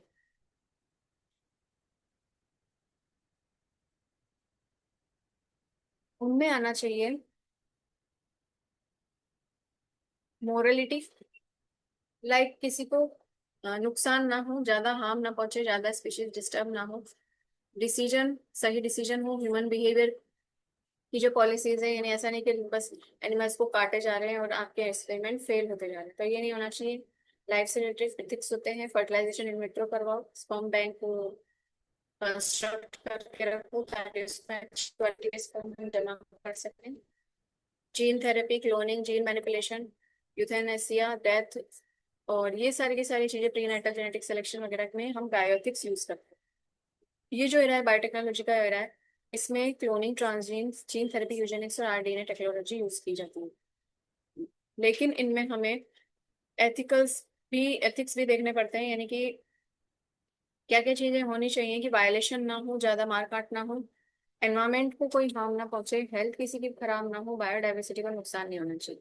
जेनेटिकली मॉडिफाइड ऑर्गेनिज्म जो हम बना रहे हैं, उसमें सोशल, इकोनॉमिक और एनवायरमेंटल स्फीयर जो है प्रोटेक्टेड रहना चाहिए, एंड इसके इफेक्ट जो है वो नॉन टारगेट ऑर्गेनिज्म पे, इंसेक्ट रेजिस्टेंट क्रॉप है जैसे, डाइवर्सिटी का लॉस ना हो, जीन फ्लो इजीली हो, ये चीजें हमको ध्यान में रखनी चाहिए। बायोटेक्नोलॉजी का एनवायरमेंट पे क्या इफेक्ट आता है, तो जैसे हर्बिसाइड और रेजिस्टेंस हम लोग यूज करते हैं, उसके लिए यूज क्यों कर रहे हैं, फूड प्रोडक्शन बढ़ाने के लिए। केमिकल्स जो हैं उनका यूज कम करना पड़े ताकि हमें नुकसान ना हो, आइडियल कंडीशन मिले, और ज्यादातर सराउंडिंग में नेगेटिव इफेक्ट ना। देन अनटारगेटेड जो स्पीशीज है, क्रॉस पोलिनेशन, हाँ ठीक है, अनटारगेटेड स्पीशीज जो होती है जैसे बीटी कॉटन है, उसको हम एज अ, वो खुद अपना पेस्टिसाइड यूज बना रहा है, उसमें छिड़कने की जरूरत नहीं है। जैसे ही मोनार बटरफ्लाई आएगी वो उसको खाकर उसकी डेथ हो जाएगी, तो वो अनइंटेंशनली या न्यूट्रल तरह से वो बेनिफिशियल भी है। ठीक है, और ह्यूमन हेल्थ के लिए जैसे एलर्जीज, ब्राजीलियन नट जो हमने बनाई है उसमें मिथेनियन सोयाबीन का, सोयाबीन में मिथेनियन का प्रोडक्शन होता है, तो हमने ब्राजीलियन नट से हमने क्या लिया है, मिथेनियन निकाल के उसको किसमें ट्रांसफर किया, सोयाबीन में। और सोयाबीन में अब हमको इसके भी फायदे मिलेंगे। एलर्जी जिस जिसको है सोयाबीन से, तो उनमें हमने एलर्जी वाला जीन डाला है, बायोटेक सोयाबीन के नाम से मिलती है, तो वो लोग भी सोयाबीन खा सकते हैं। लॉन्ग टर्म इफेक्ट क्या होते हैं जीएमओस के, ये शॉर्ट अमाउंट टाइम पीरियड के लिए काम में आता है, ज्यादा लंबे समय के लिए यूज नहीं कर सकते। नया प्रोटीन जो बनेगा, जैसे वे प्रोटीन, वो ह्यूमन बॉडी की पोटेंशियलिटी बढ़ाता है। फूड एडिटिव्स उसमें डालते हैं न्यूट्रिएंट्स के लिए, एंटीबायोटिक्स और वैक्सीन के फॉर्म में। जेनेटिक इंजीनियरिंग अप्रूवल कमेटी एक बैठती है जो कि ये सारी चीजें डिसाइड करती है, डिसीजन लेती है कि एथिकल तरह से काम होना चाहिए। बायो पेटेंट या बायो पेरिस, बायो पेटेंट म्हणजे जैसे गवर्नमेंट ने एक अधिकार दिया है कि कोई भी अगर इन्वेंशन कुछ करता है तो उस पे वो उसकी प्रॉपर्टी है, वही उसे बेचेगा। अगर उसकी परमिशन के बिना हम उसको बेच दें तो फिर वो हमारे पे केस कर सकते हैं। ठीक है, क्लेम कर सकते हैं। तो इसमें क्या क्या चीजें हैं, जैसे कोई माइक्रो आप ऑर्गेनिज्म आपने इन्वेंट किया, सेल लाइन बनाई, genetically modified strain, DNA sequence, biotechnology process, product, applications उनकी सब आपने डिस्कवर की है, तो फिर आप जो है उसको पेटेंट करा लोगे। आपकी मर्जी के बिना उसको कोई भी यूज नहीं कर सकता। देन उसके बाद बायो पायरेसी का मतलब होता है कि हम क्या करते हैं, पायरेट मतलब डाकू, यानी किसी की डिस्कवरी किसी ने चुरा ली और अपने नाम से अगर बेच दी तो उसको बोलते हैं अपन बायो पायरेसी। ठीक है, तो ये हो गया बायो पायरेसी के जो कुछ केसेस भी आए हैं, जैसे हम लोगों ने देखा है।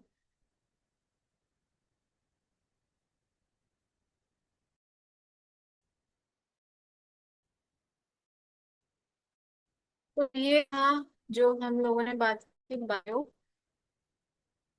पायरेसी के बारे में। अब देखो क्या होता है, फिक्शन राइटिंग क्योंकि भाई कोई आता नहीं, तो इसमें क्या होता है, अगर कोई अगर पढ़ लिया, वो लीगल किचन में आए और उसके उसके हाँ, क्या होता है, हम बताते हैं।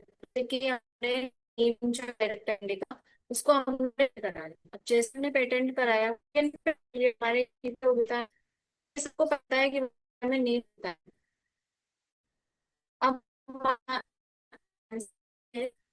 ब्रेस में ये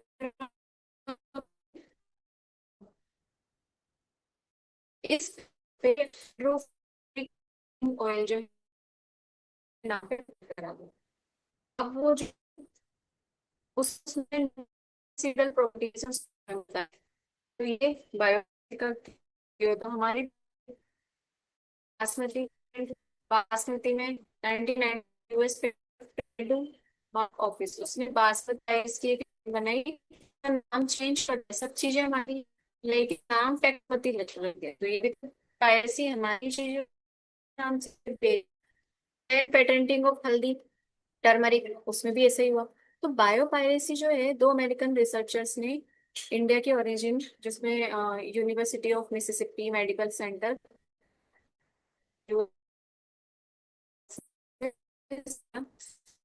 प्रॉपर्टी के नाम पे जो है वो करवा लिया। अब 1995 मार्च में क्या हुआ कि आयुर्वेद तो हमारा बहुत पुराना है, ठीक है, वहां पर इन लोगों ने उसको ब्रांड कर दिया।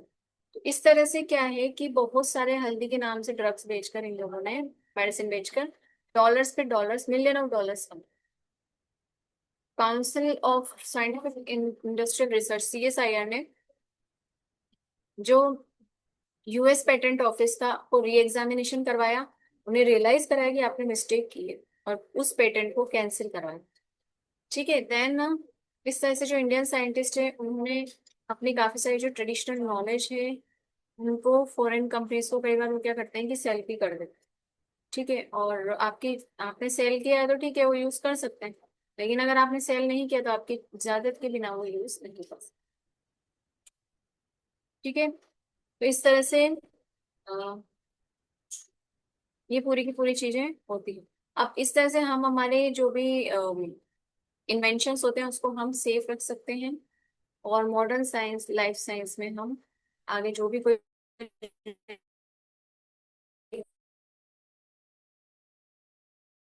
करते हैं।